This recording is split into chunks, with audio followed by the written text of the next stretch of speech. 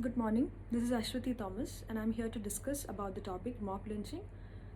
Mob lynching is an extrajudicial practice which involves killing or violence undertaken by a large group of people by taking law and order into their own hands. The reasons could be several, such as on the grounds of religion, caste bias, ethnic bias, dietary practices, sexual orientation, etc. This is an alarming situation right now because we have been witnessing a surge in the number of cases in mob lynching for the past 5 or 6 years or so. I have tried to bring in the jurisprudential aspect on the need for the establishment of a state based on the book written by Thomas Hobbes. Hobbes, in his book, has given the reasons which led to the establishment of a state. He talks about a state of nature wherein men constantly seek to destroy each other in their pursuit of power. A state of nature is characterized by lawlessness. Men are not bound by laws and regulations in a state of nature or by morality and conscience in the state of nature. Their only aim is to assume utmost power to themselves by destroying each other. And this, according to Hobbes, has led to chaos. Naturally, men seek peace due to their reason, and this has led to a social contract through which they have established a sovereign or a government. This led to the birth of a civilized society bound by rules and regulations. The funny fact is that even though Hobbes' state of nature was a hypothetical state, the tales of mob lynching that we have been witnessing for the past few years indicate our going back to a Hobbesian reality. My second chapter deals with the existing legal framework on mob lynching.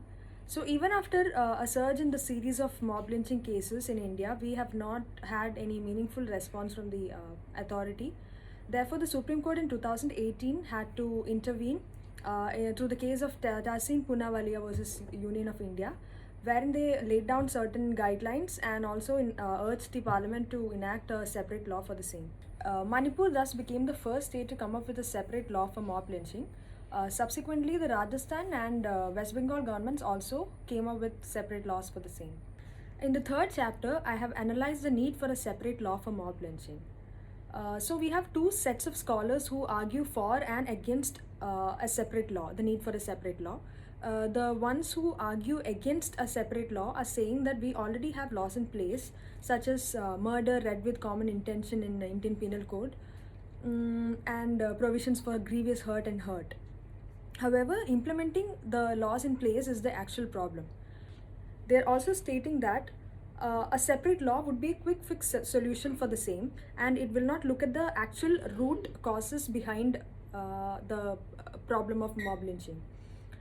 Therefore, they're saying that implementing the existing laws in place would be the best thing to do. The scholars who are for a separate law are stating that we do not have adequate laws in place for hate crimes except for the SC/STs Atrocities Act. Therefore, we need a separate law for mob lynching. They are giving the example of US as a country which always tackled the problem of mob lynching without a special law for the same. However, recently they passed a separate law for mob lynching. India is the largest democracy in the world. The so-called secular credentials that we take pride in are being tarnished by despicable incidents such as mob lynching. The need of the hour is to bring in a separate law along with behavioral changes in people. This can be done only by focusing more on educating the youth, by increasing the budgetary allocation on public education.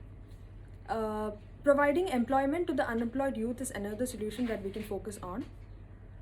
Last but not the least, reviving the lost faith in judiciary is something that we should actually work on. Thank you.